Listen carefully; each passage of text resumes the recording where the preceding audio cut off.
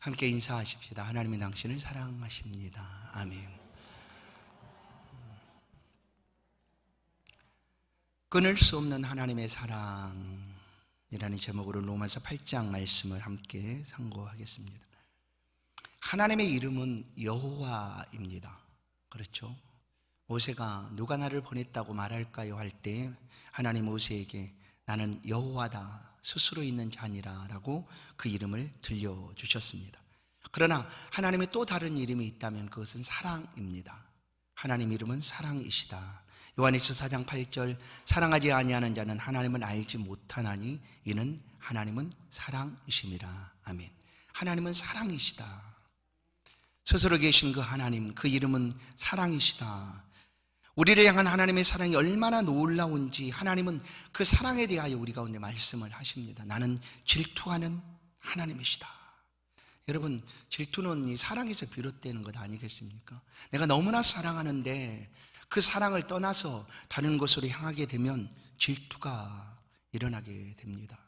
그런데 하나님 우리를 사랑하시는 그 사랑이 얼마나 큰지 나는 질투하는 하나님이다 라고 말씀을 하십니다. 출애굽기 34장 14절 너는 다른 신에게 절하지 말라. 여호와는 질투라 이름하는 질투의 하나님임이라. 우리가 살아가면서 하나님의 질투를 불러일으킬 때가 있을까? 혹시 여러분이 있습니까? 우리의 사랑의 방향이 바뀌어서 하나님을 사랑하는 그 사랑이 다른 것으로 향하게 될 때 하나님은 질투하시는 하나님이시다. 그러면 하나님이 아닌 다른 곳으로 우리의 사랑이 방향을 틀 때가 어느 때일까? 세상의 물질이나 우상이나 다른 어떤 곳으로 향할 때입니다. 하나님이 아닌 다른 곳으로 향하게 될 때에 하나님은 질투의 하나님이시다. 여러분, 사람의 질투도 얼마나 무섭습니까? 그렇죠? 그 질투가 그냥 모든 것을 삼켜버리기도 합니다. 그 질투에 눈이 멀어버리면 어떻게 될까요? 그냥 모든 것을 무너뜨리기도 합니다. 그렇게 무서운 불처럼 사람의 질투도 다가오는데 우리를 사랑하시는 그 하나님의 질투하심이 우리가 하나님의 사랑의 방향에서 달라지게 될 때 하나님은 우리를 향하여 다가오신다. 그 하나님의 질투하심이 얼마나 큰지 그 질투하심 앞에 당해낼 사람이 없습니다. 하나님을 떠나 다른 것을 사랑하게 될 때에 하나님은 질투하시는 하나님이다라고 말씀을 하시죠. 우리를 향한 하나님의 사랑이 어떠한지 오늘 본문에서 말씀을 해줍니다. 가장 첫 번째로 자기 아들을 아끼지 않고 내어주신 하나님의 사랑입니다. 아들을 아끼지 아니하시고 내어주셨다. 오전에도 우리가 하나님의 사랑하시는 독생자 하나밖에 없는 아들 예수 그리스도 맞습니다. 하나님에게는 하나밖에 없었습니다. 그래서 독생자죠. 다른 아들이 없었고 오직 하나밖에 없는 그 아들을 우리를 위해 내어주셨다. 그것이 하나님의 사랑. 이것을 우리가 어떻게 해석할 수가 있을까? 어떻게 설명할 수가 있을까?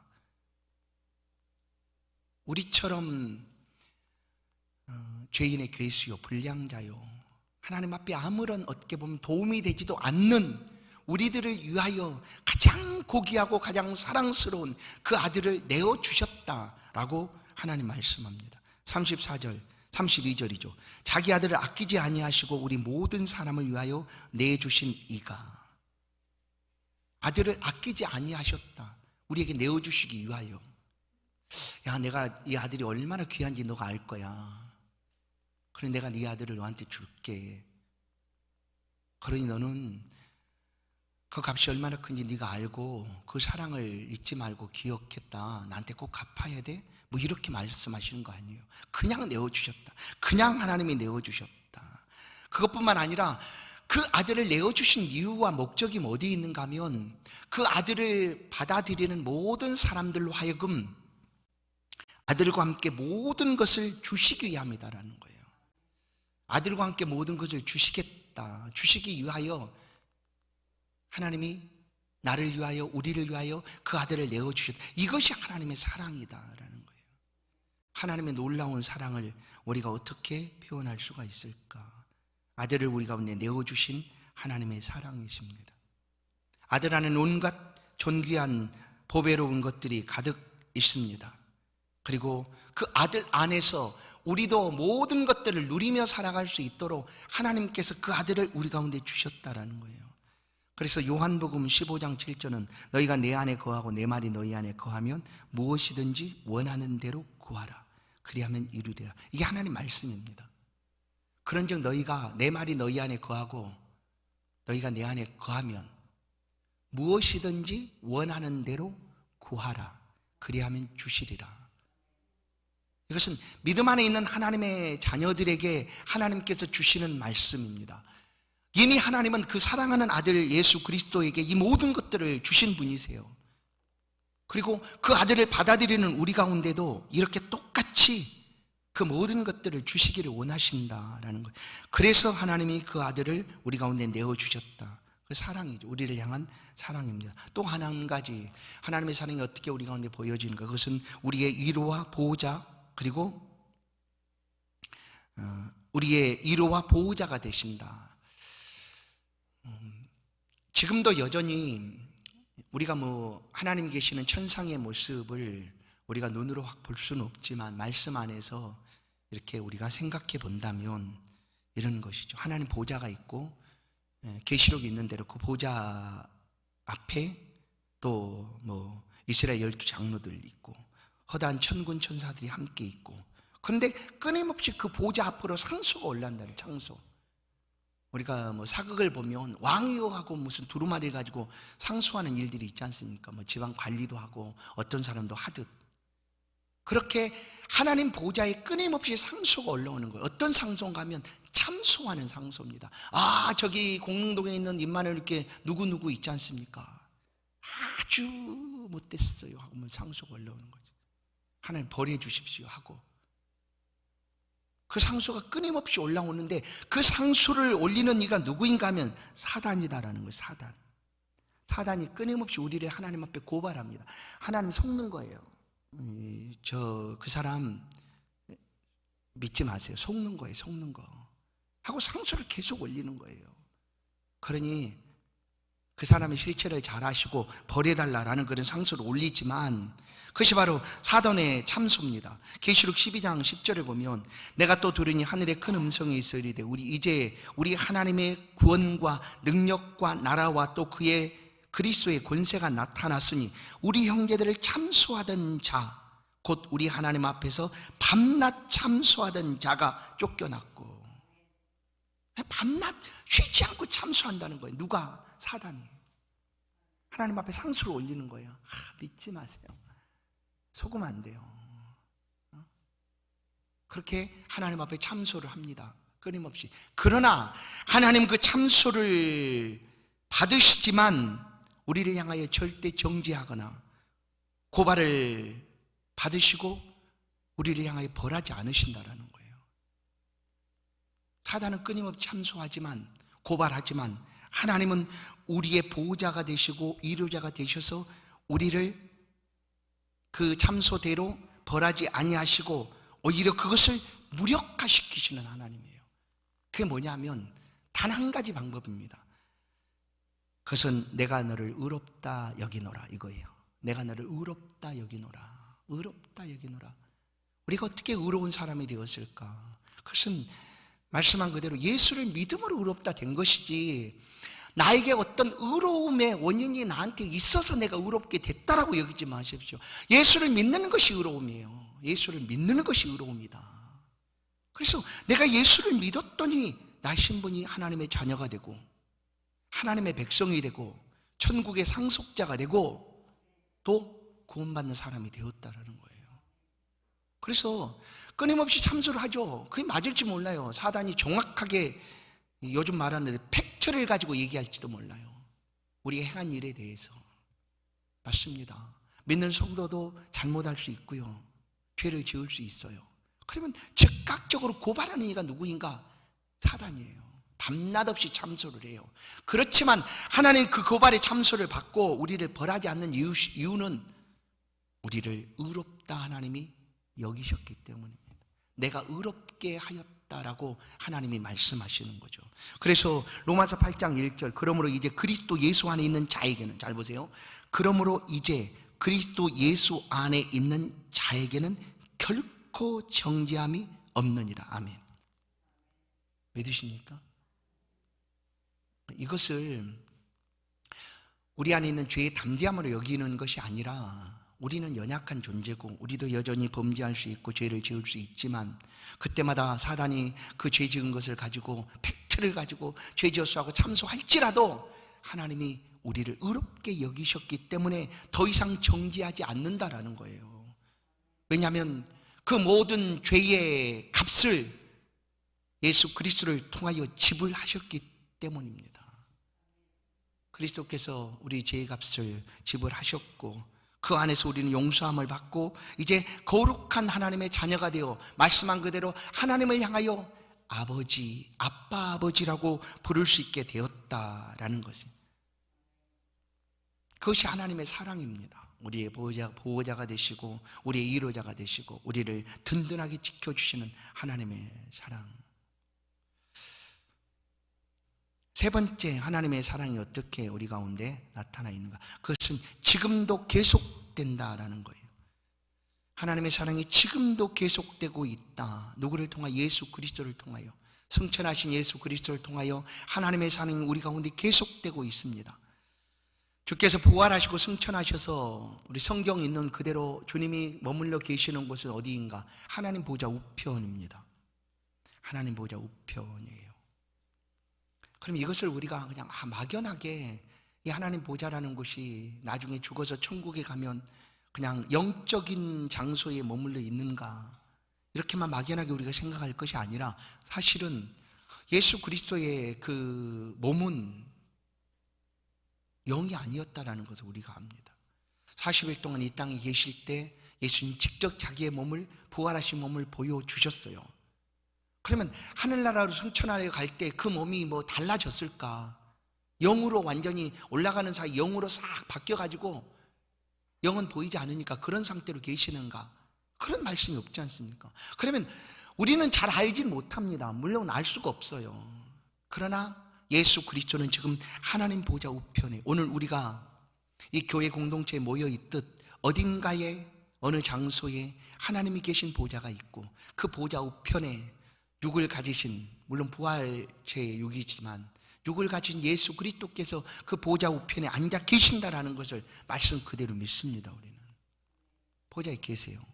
그리고 그곳에서 여전히 하나님의 사랑을 우리 가운데 계속 베풀어 주신다. 사도행전 2장 33절, 하나님의 오른손으로 예수를 높이시며 그가 약속하신 성령을 아버지께 받아서 너희가 보고 듣는 이것을 부어주셨느니라. 다윗은 하늘에 올라가지 못하였으나 친히 말하여 이르되 주께서 내 주에게 말씀하시기를 내가 내 원수로 내 발승상이 되게 하기까지 너는 내 우편에 앉아 있으라 하셨도다 하였습니다. 하나님 보좌 우편에 예수 그리스도께서 계신다라는 거예요. 그곳에 계시면서 우리를 향한 사랑을 계속해서 지금도 보여주시고 있다. 예수 그리스도를 통한 우리의 하나님의 사랑은 어떻게 드러나고 있는가? 우리를 향한 중보함입니다. 중보함. 말했죠. 밤낮 쉬지 않고 형제들을 참수하던 사단의 참소가 있을 그때에 우리를 대변하고 우리를 위로하고 우리의 변호사가 되어서 하나님 앞에 아닙니다 하고 중보하여 그 사랑을 보여주시는 분, 예수 그리스도입니다. 하나님 보좌 우편에서 여전히 우리를 위하여 중보하고 계신다. 이런 우리를 향한 이 하나님의 사랑이 아무도 방해할 수도 없고 아무도 끊어낼 수도 없다라는 것이 오늘 본문의 말씀입니다. 로마서 8장 30절, 우리가 지난 시간에 말씀을 나눴던 것처럼 미리 정하시고 정하신 자를 부르시고 부르신 그들을 의롭다 하시고 의롭다 하신 그들을 영원롭게 하셨느니라. 이것은 뭘까요? 하나님의 부르시면 후회가 없으시다라는 거죠. 반드시 부르신 사람은, 하나님이 부르셨다라는 것은 하나님이 반드시 영화로운 자리, 곧 천국에까지 이끌어 가신다라는 것입니다. 이것이 그 백성들에게 베풀어 주신 은혜입니다. 그래서 불가항력인 은혜라고 칼빈은 말하고 있는데, 거절할 수 없는 은혜라는 거예요. 내가 의지적으로 나는 싫어요, 나는 그 은혜를 받을 수 없어요, 나는 안 받겠어요, 나는 이렇게 살다가 지옥 갈 거예요, 뭐 한다 할지라도 하나님이 부르셨다 하면은 절대로 그럴 수 없다라는 거예요. 그러나 우리는 누가 부름을 받았는지, 누가 택함을 받고 이와 같은 하나님의 은혜 말씀을 듣는지 우리는 절대로 분간할 수가 없어요. 그래서 모든 사람은 하나님 앞에 부름받은 사람이다라는 것으로 우리가 생각하고 복음을 전하는 거죠. 그렇지 않습니까? 우리가 알 수만 있다면 누군가 말하는 것처럼 헛손질하지 않겠죠. 가능한 사람에게만 저 사람 택했네, 저 사람한테는 복음을 전해야지, 뭐 이렇게 하겠죠. 그거 알 수 없어요. 그러니까 모든 사람은 구원받기에 합당한 사람이다라고 우리가 믿는 거예요. 그리고 모든 사람에게 예수 복음을 들려주고 전해야 합니다. 그러면 누군가는 택함받은 하나님의 자녀는 택한 자를 부르시고 부르신 자를 의롭다 하시고 의롭다 하신 그들을 영화롭게 하시는 하나님의 역사가 나타나게 되는 것이다. 그래서 이 하나님의 사랑을 아무도 끊을 수가 없다는 거예요. 아무도 끊어낼 수가 없어요. 그 어떤 것도 끊을 수가 없다. 그래서 저는 사실 이 로마서 8장 마지막 이 부분 읽을 때 너무 막 벅차올라요. 솔직히 말해서 너무 감사하고, 만약에 우리가 연약하여 우리에게 다가오는 이 하나님의 사랑이 우리 까닭에 끊어진다고 한다면 얼마나 그런 일이 허다하겠습니까? 내가 힘들고 어려울 때 그 사랑이 끊겨버릴 수 있다면, 그렇지 않아요? 평생을 예수를 위하여 삶을 살다가 어느 한순간 딱 한 번 뭔가를 잘못했는데 그때 그 일로 사랑이 끊겨진다면, 그럴 수 있다면 얼마나 우리의 삶이 억울하겠어요, 솔직히. 그래서 전에도 말씀드렸는데 이 땅의 삶을 살아가다 보면 우리의 육체는 완전히 건강한, 죽을 때까지 완전히 건강하면 좋겠는데 그러지 않지 않습니까? 나이가 먹으면 우리의 육체가 연약해지는 것이 맞습니다. 없던 질병도 건강하다가 그런 것도 보여지기도 하고 몸이 쇠약해지기도 하고, 그러다가 평생을 하나님을 잘 섬겨오셨던 하나님의 사람들도, 권사님들도, 집사님들도, 장로님들도, 목사님들도 어느 순간 그 질병으로 인하여 몸이 연약해지면 어떻게 해요? 하나님 모른다 할 수도 있다라는 거예요.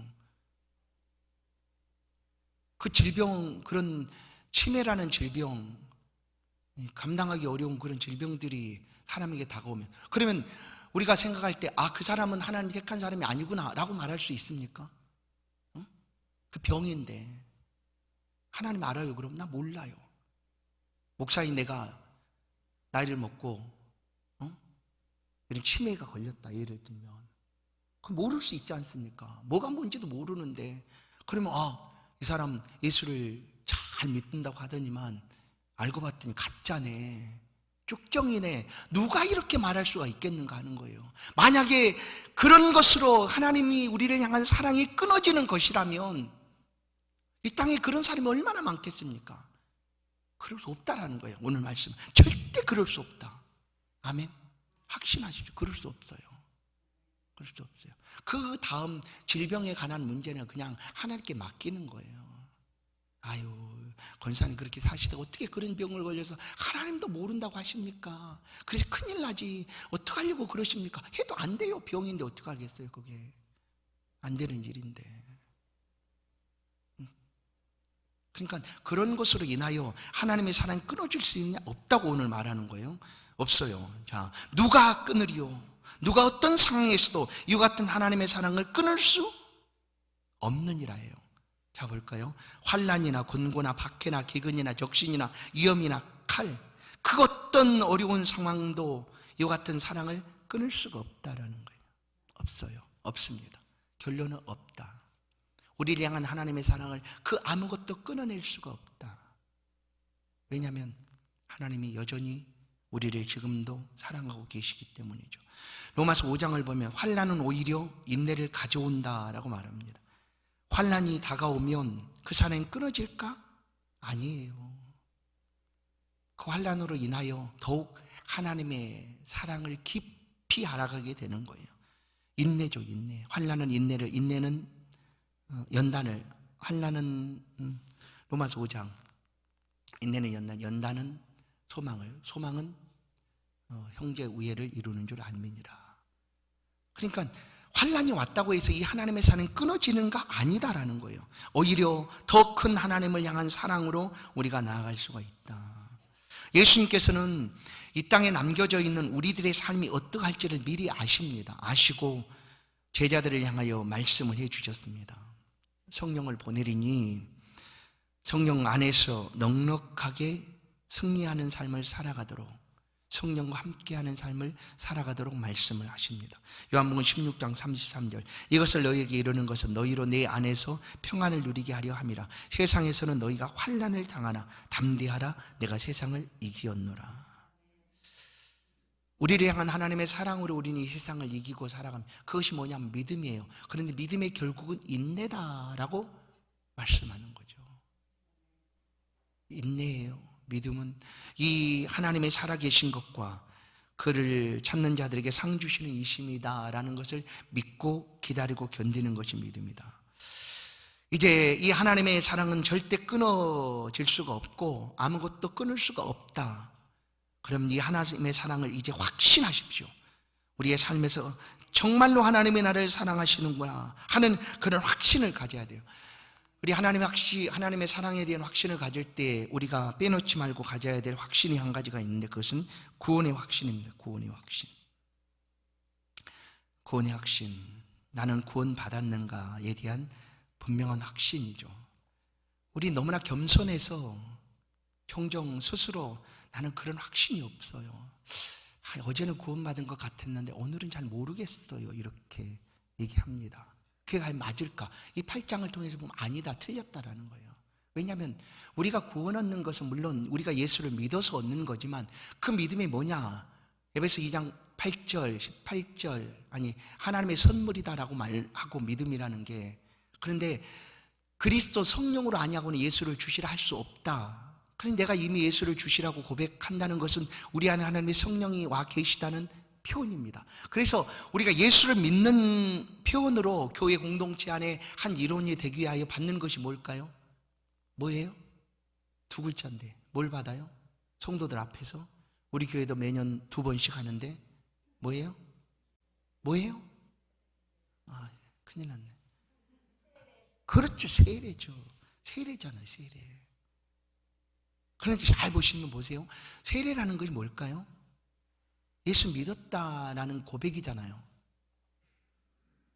그런데 아직 세례를 받으면 이제 예수를 믿는다라고 생각을 하는데 그 이전에 이미 예수를 믿었다라는 거예요. 참 좀 이상해요. 사실 어떻게 보면 우리가 세례 문답을 할 때 보면 예수 믿습니까? 라고 물어봐요. 그럼 믿는다고 얘기해요. 그래서 세례를 주는 것 아니에요? 근데 세례라는 게 뭐예요? 예수를 믿는다는 표잖아요. 근데 그 이전에 사실 예수를 믿음이 있다라는 거예요. 그게 이제 성령의 세례입니다. 성령 세례. 예수를 믿는다고 고백하는 그 순간 이미 하나님께서 이는 내 사랑하는 아들이요 내 기뻐하는 자다 하고 하나님의 자녀로 삼아주시는 그런 순간이 있다는 거예요. 그게 성경 속에서 그 세례입니다. 불세례라고 표현하는 성령 세례입니다. 성령 세례. 그러니까 믿는 자는 누구든지 믿는다고 하는 마음속에 내가 예수를 믿습니다 하는 순간 이미 성령 세례를 받았기 때문에 예수를 믿는다고 고백을 하는 거예요. 그리고 교회는, 공교회는 그 세례의 고백을 가지고 이제 예수를 믿는 고백을 가지고 성도들 앞에서 이 사람도 예수 믿는 사람이 되었습니다 하고 세례를 베푸는 거죠. 그런데 그 세례를 베풀기 전에 반드시 교회에서 이 문답을 합니다. 문답을 하는데 그 문답할 때 제가 빼놓지 않고 묻는 한 가지 물음이 있어요. 세례 받으려고 이제 하는 사람들. 그게 뭐냐면 이거예요. 성도님은 오늘 하나님이 부르시면 천국 갈 수 있습니까? 라고 물어봐요. 많은 사람이 뭐 여러 가지 답을 대요. 아직 잘 모르겠어요. 아직 저는 믿음이 없는 것 같아요. 그런 믿음이 없어요. 아니 나는 주일을 빠졌어요. 나는 예수 믿은 지가 별로 얼마 안 돼요. 뭐 이렇게 말하는 사람도 있어요. 그러나 어떤 사람은 난 갈 수 있어요. 그러면 이제 그 사람이 너무나 자신 있게 대답하니까 왜 그렇게 자신합니까? 그러면 나 예수 믿잖아요. 그래요. 그게 답이에요, 사실. 그게 답이라니까요. 예수 믿는 것이 답이에요. 그렇게 답하는 게 답이라는 거예요. 다른 어떤 것이 아니라 주 예수를 믿어라 그리하면 너와 내 집이 구원 얻는다. 구원 얻는 것이 뭐예요? 천국 간다는 것 아니겠습니까? 예수를 믿을 때 우리는 천국 백성이 되는 거죠. 그래서 내가 예수를 믿었다고 하는 것은 구원받았다라는 것이죠. 그 확신이 있어야 된다는 거예요. 그런데 우리는 물론 이제 예수를 믿고 당연히 삶의 신앙에 좋은 열매들이 필요하죠. 성령의 열매들이 필요하고, 또한 마태복음, 요한복음에 나타나 있는 말씀, 어떻게 알겠느냐? 열매로 알리라 하는 말씀처럼 나를 이렇게 잘 돌아보니까 아무런 신앙의 열매가 없는 것 같아요. 내가 내 자신을 봐도 내가 정말 믿음 있는 사람인가 하는 그런 고민도 생길 만큼 그런 모습이 있어요. 그럴 때 어떻게 해야 돼요? 내 예수 안 믿는구나. 그렇게 우리가 스스로 생각하네. 안 하죠. 예수를 믿는데 좀 그렇다는 거죠. 그러면 여전히 그럴 때도 나는 구원에서 떨어지는가, 하나님의 사랑에서 끊어지는가? 아니라는 거죠. 절대 그럴 수 없다는 것이 오늘 말씀이에요. 그럴 수 없어요. 왜냐? 하나님의 사랑을 끊을 수가 없으니까. 아무도 그 어떤 것도 끊을 수가 없다. 위험이나 적신이나 환난이나 곤고나 칼이 이 하나님의 사랑에서 우리를 끊어낼 수가 있는가? 없다라는 거예요. 그러니 확신을 가지시라는 거죠. 그 확신을 가지시고, 나는 하나님의 사람이 되었고, 나는 천국 백성이 되었고, 구원받는 하나님의 사람이 되었다라는 것을 분명하게 확신하시고 살아가는 거예요. 맨날 나는 구원의 확신이 없는 것 같아요. 나 구원 받을지 안 받을지도 몰라요. 그렇게 되면 삶이 어떻게 달라질까요? 참 달라지겠죠. 불확실하니까 확실한 삶을 살아가는 게 아니라 맨날 불확실한 거죠. 어제는 좀 신앙생활이 좀 잘하는 것 같아서 예배도 드리고 기도도 하고, 예를 들어 말씀도 보고, 또 다른 사람에게 대해서도 하고 하니까 나는 오늘쯤은 좀 구원 받을 것 같아. 이런가요? 오늘 예수님이 왔으면 딱 좋겠는데, 지금 이 상태에 왔으면 너무나 좋겠는데, 그런 거예요? 아닙니다. 말씀드렸죠. 우린 연약한 그릇이기에 깨어지기 쉬운 질그릇 같은 그런 존재인데, 보배로우신 예수 그리스도께서 우리 안에 오심으로 우리는 더 이상 사단의 참소로 하나님께서 그 참소한 것을 가지고 우리를 벌하시지 않는다는 거예요. 무력화시켜 버렸어요. 내가 의롭다 하는데 내가 뭐라고 하느냐라고 하나님이 말씀하시는 거죠. 그러니까 구원의 확신을 가지시고 신앙생활을 하십시오. 절대로 이 확신에서 벗어나지 마십시오. 두 번째, 하나님의 사랑에 대한 확신을 가지셔야 돼요. 하나님 나를 정말 사랑한다. 이 확신이 부족하면 어떻게 될까요? 왜 하나님이 저 사람만 사랑합니까? 이런 거죠. 왜 저 사람만 그렇게 사랑하고 좋아하시는지 모르겠어요. 왜 저 사람에게는 하나님이 많은 축복을 주셨을까? 이렇게 생각하는 거죠. 나의 삶은 전혀 그렇지 않는데 왜 저 사람에게만 이런 축복을 하나님이 주시는가? 그리고 결론은 뭐냐면 하나님이 날 안 사랑한다, 이런 거죠. 과연 그럴까요? 아니에요. 하나님 우리를 얼마나 사랑하는지를 의심스럽다면 말씀 안에서 이 말씀을 붙잡으십시오. 같이 한번 읽겠어요. 로마서 5장 8절 말씀이에요. 같이 한번 꼭 읽으십시다. 이 말씀을 한 목소리 읽겠습니다. 시작. 우리가 아직 죄인 되었을 때 그리스도께서 우리를 위하여 죽으심으로 하나님께서 우리에 대한 자기의 사랑을 확증하셨느니라. 아멘. 믿으십니까? 하나님께서 우리를 얼마나 사랑하는지를 알려주시고 보여주셨어요. 십자가입니다. 십자가. 내가 너 이만큼 사랑한다 하는 거예요. 이만큼 내가 너를 사랑한다. 봐라, 내가 너 사랑하기 위하여 내 하나밖에 없는 아들, 내 아들 독생자를 십자가에 내 대신 내가 못 박는다. 이거를 보고도 못 믿겠냐 너. 내가 이만큼 너 사랑한다니까 내가 더 이상 어떻게 보여줄 수가 있겠냐 하시는 말씀이에요. 십자가는 우리를 향한 하나님의 사랑의 확증이에요. 그러니 의심하지 마십시오. 우리를 이처럼 하나님이 사랑하신다. 그러니 삶을 살아가다 사람들이 말하는 축복이라는 것이 우리 가운데 좀 부족하다 할지라도 하나님 여전히 나를 사랑하고 계시구나 하는 그 확신을 놓치지 마십시오. 지금도 사랑하시고 앞으로도 영원토록 우리를 사랑하실 것입니다. 그래서 그 사랑에서 그 어떤 것도 우리를 끊어낼 수가 없다. 또 한 가지는 하나님의 소유가 되었다는 확신입니다. 이게 뭐예요? 나는 하나님의 것이 되었다는 확신이요. 하나님의 것. 맞아요. 그래서 하나님보다 뛰어난 이 없고 하나님보다 크신 이가 없고 하나님의 것을 빼앗아 가는 수 있는 존재도 없어요. 왜냐하면 하나님이 가장 크신 분이기 때문에. 그런 하나님의 것이 된 거예요, 내가. 그러니 우리를 하나님이 빼앗기시겠는가 하는 거예요. 절대로 빼앗기지 않는다는 거예요. 하나님의 것이 되었어요. 우리는 하나님의 것이 되었어요. 그래서 이제 하나님이 우리를 자기의 것 삼아 주셨으니까 하나님이 책임지시는 거죠. 그러지 않겠어요? 그에 대한 확신이 있어야 돼요. 나는 하나님의 것이 되었다. 요한복음 1장 10 영접하는 자 곧 그 이름을 믿는 자들에게는 하나님의 자녀가 되는 권세를 주셨다. 우리는 하나님의 것이 되었고 그 자녀됨의 권세를 가지고 살아가게 된다. 그래서 하나님의 손에서 아무도 우리를 빼앗아갈 수가 없습니다. 하나님은 끝까지 자기 것을 책임지시고 지키시고 보호하시는 분이십니다. 이 39절 말씀을 다시 한번 보겠습니다. 높음이나 깊음이나 다른 어떤 피조물이라도 우리를 우리 주 그리스도 예수 안에 있는 하나님의 사랑에서 끊을 수 없으리라. 아멘. 믿습니까? 그렇습니다. 이 하나님의 사랑을 확신하십시오. 그리고 그 사랑 안에서 살아가십시오. 이제 말씀 한 절 읽고 마치겠습니다. 요한일서 5장 4절 말씀 같이 한번 읽겠습니다. 시작. 무릇 하나님께로부터 난 자마다 세상을 이기느니라. 세상을 이기는 승리는 이것이니 우리의 믿음이니라. 아멘. 바로 믿음입니다. 이 하나님의 사랑을, 구원의 확신을 가지시고 하나님의 사랑의 확신을 가지시고 내가 하나님의 것이 되었다는 이 확신을 가지시고 살아가는 것이 믿음 생활이고 신앙생활 아닙니까?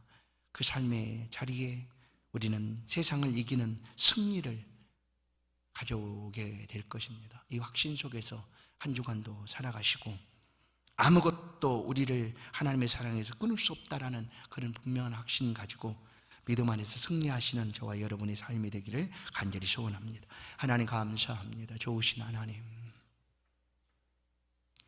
말씀하시는 하나님, 우리를 이처럼 사랑하시고 그 사랑하시 얼마나 큰지를 또다시 우리가 확신하고 그 사랑의 확신 속에 이 땅의 삶을 하나님 의지하여 살아가기를 소망합니다.